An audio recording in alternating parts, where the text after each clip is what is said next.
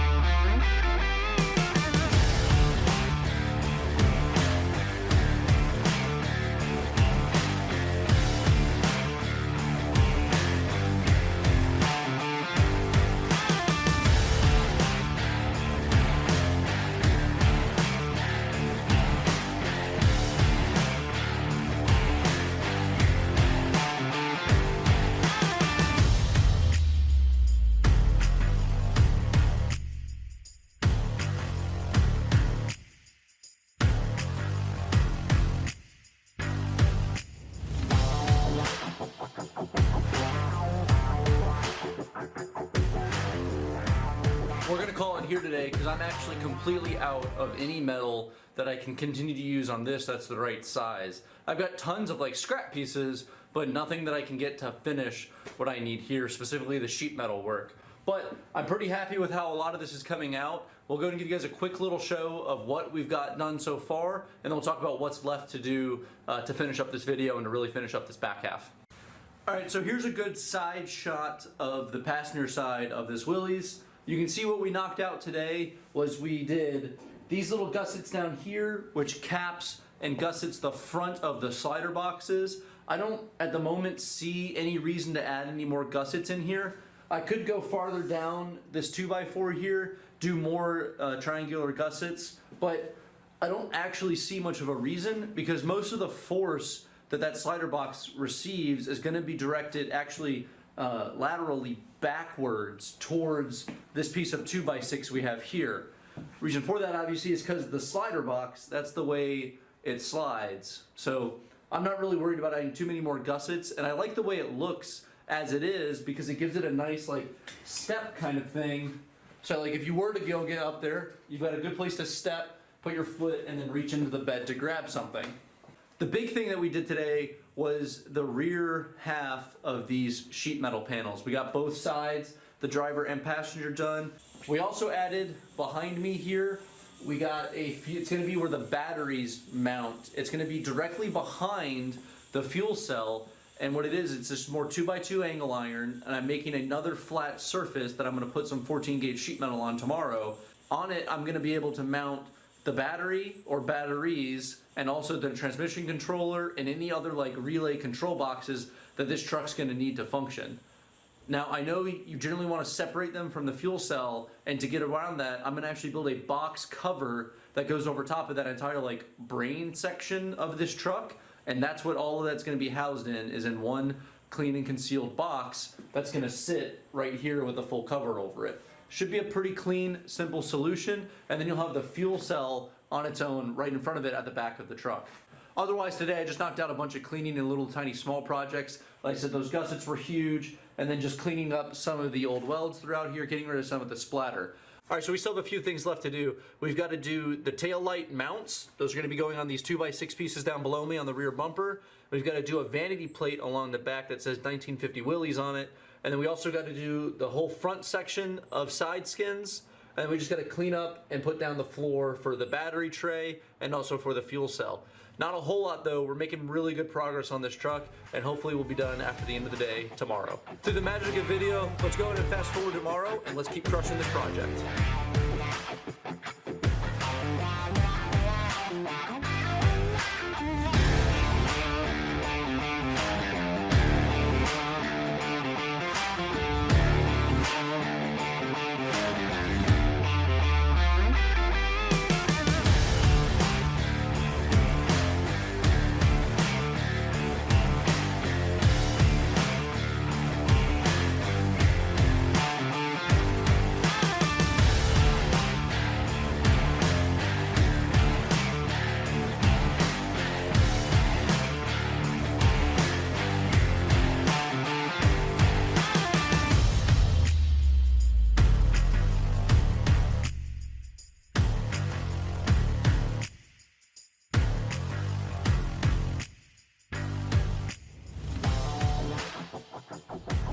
All right, so you guys can see behind me there, we got the spare tire mounted.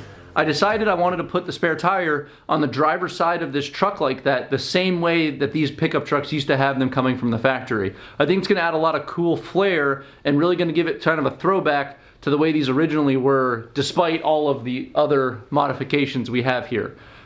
To make this, it was simple. I just used a 6-inch piece of DOM scrap that I had in my bucket, and I used some 1/4-inch plate steel scrap that I also had laying around. Drilled 2 holes in it, put a grade 8 bolt through those, and now we've got a perfect spare tire carrier. It turned out great, and I'm super excited with the way this looks, but I do have to take that tire off, and I'm gonna put the rims and tires on the axle where they belong.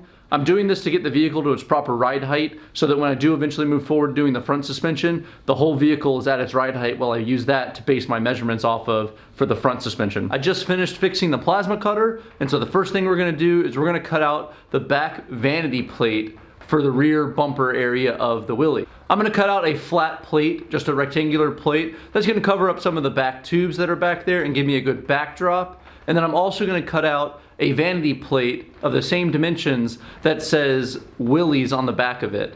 So if you haven't noticed with this build, I'm trying to mimic a lot of the kind of design cues that the Willys pickup trucks used to follow. Some of the Willys pickup trucks had on the back of it, on the back of the tailgate, it said Willys in the center of it. So kind of taking some inspiration from that, I'm not gonna have a tailgate on this truck, but below it on that back bumper, it's gonna say Willys to kind of give a cool vibe to the truck. That's also why I put the spare tire on the driver's side, just the same way that the Willys pickup trucks used to do from the factory. Anyways, let's go and get started. We're going to cut out these plates and we're gonna test out the plasma cutter for the first time since I replaced the torch on it.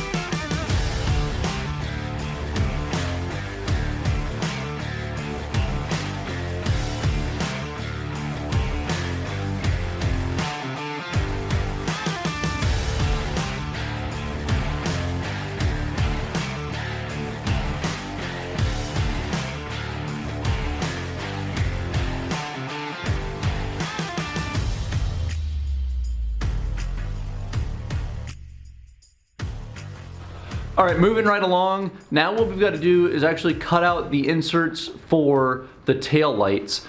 I'm using a recessed trailer light, tail light system. These are going to plug into a hole that I cut out in the back bumper section of this truck, and they're going to sit nice and flush mounted with the back of, and they're going to sit flush mounted with the tube work, and I think that's going to be a really clean look. They're just a simple little 4-inch circle tail lights, nothing too crazy. So we're going to go ahead and we're going to cut out a circle on it. I've got to use my angle grinder to do this because the plasma cutter does not reach from where it is currently over to where I need to start cutting things in the back of the truck.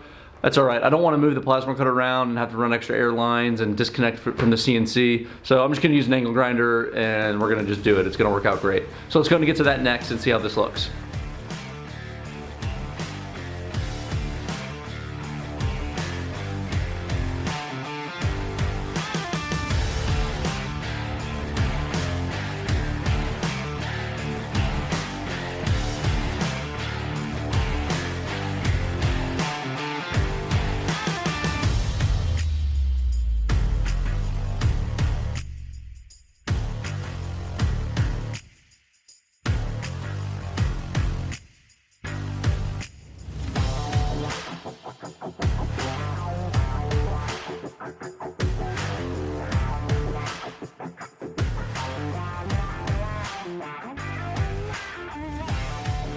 All right, so we're gonna end this video here today. The back half is almost 100% completed. There's a couple of things that I'm waiting on to come in the mail still, and when those come in, I'll just do those off camera, not too crazy. There's only 2 things that I've got left to actually fabricate on the back half, and I'm gonna do them off camera at another time. So the only 2 things that I have left to do, I have to make a fuel cell strap somehow, or something to bolt the fuel cell down into to hold it into place. I've not really figured out how I want that to look yet, because I don't know what's going to work with the rest of the things back there. So I'll do that whenever I get a chance. That'll come a little bit later whenever I have time.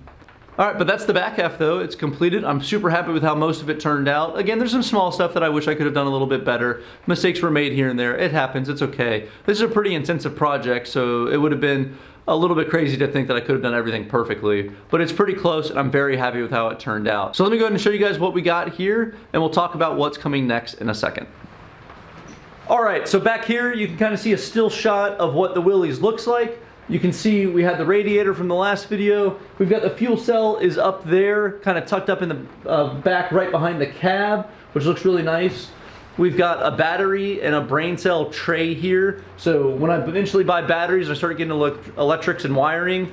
That's where all of the electronic components are going to be housed in this vehicle. They're up off the ground of the bed just to give me a space to put stuff underneath it if I need to, and it's going to be its own little enclosed system up here once I get to that point on this build. The bed's got a lot of ladder style cross members going across the bottom of this, and when this vehicle's eventually finished and I get to the point of paint and finishing product, I'm actually going to put down a wood bed back here to kind of give it a cool old style, old school flair to the truck as a whole. You can see we got all the body panels installed, and like I said, I just got to do a little bit of fine tuning to get those perfect, but they're all there. And of huge note was down here, like you guys saw, where I added that Willys vanity plate and I plugged in the 2 trailer lights that we're using as the tail lights here. I think eventually I'll also add some large reverse lights back here, or some rear facing LED lights back here, just to provide some extra lighting in the rear of the truck. But for now I'm pretty happy with how this is looking. You guys also saw on the other side how the spare tire was mounted. That was a super simple little mount. Just used a piece of DOM tube, notched it into it at a 90-degree angle, and then just made a simple mounting plate using one of my rims as a guide. Super simple. I gotta buy another rim and another tire still for it, but once that's there, I think it's gonna give it a really cool look on the back of this Willys. I think the next video is going to be me starting the interior work. I wanted to go in and go straight to the front end suspension, but there's a lot of stuff involved with the front end. It's going to be a several part video series because I got all the front end body work to do, but also have a ton of work on the front end suspension. I'm reusing the 44 TTB that the F-150 came with, and I'm going to be doing some significant modifications to that in order to make it fit with this and to be durable enough for hardcore off-road use. So I think I'm going to do some easier projects right now, and I'm going to start with just doing some of the interior body work. That's probably going to be 2 or 3 videos by itself as I start to kind of figure out the way things lay out and what's going to work best for this truck. So coming up next is probably going to be interior work, and then after that we're going to move on to all the front end stuff. This build is coming along really quickly, and I'm really happy with how it's turning out. I'm really enjoying this build. It's coming along really nicely, and I'm very satisfied with how everything is happening. I hope you guys like it too. Stick around for more of this Willys content coming up pretty soon, and make sure to like, share, and subscribe, and take care.